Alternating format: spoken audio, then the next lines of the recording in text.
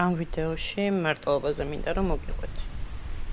იყო დრო, როცა ვამბობდი რომ მარტოობა არ მიყვარდა და ამის გამო ძალიან ბევრჯერ შევსულა არაჯანსაღ ურთიერთობებში, როგორც მეგობრებთან, ასევე პარტნიორებთან, უბრალოდ ნაცნობებთან და ჩემს ცხოვრებაში იყო სულ ქაოსი, შრიამული და მუდმივი მოძრაობა, არასდროს არ ვჩერდებოდი. ხო და რაც მთავარია ამის გამო ძალიან ხშირად მიკეთებია ისეთი რაღაცები, რაც რეალურად თურმე არც კი მინდოდა. მოკლედ, ერთ დღესაც თანამ არ ვაღიარე, რომ მარტოობა უბრალოდ არ მიყვარდა კი არა, მარტოობის მეშინოდა.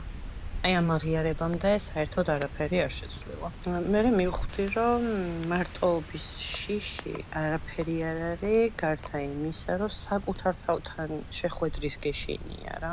და როცა საკუთარ თავთან პირველად დგები, მარტო და სრულიად შიშველი, აი მაშინ დგება ზუსტად ყველაზე დიდი გარდამტეხი მომენტი შენს ცხოვრებაში. აი საკუთარ თავთან პირისპირ დადგომის მერე ხვდები, რომ იწყებს საკუთარი თავის გაცნობას ნელ-ნელა და ყველაზე მნიშვნელოვანი რაღაცას აცნობიერებ, რომ ვინც არ უნდა გყავდეს გვერდით, მაინც მარტო ხარ რა.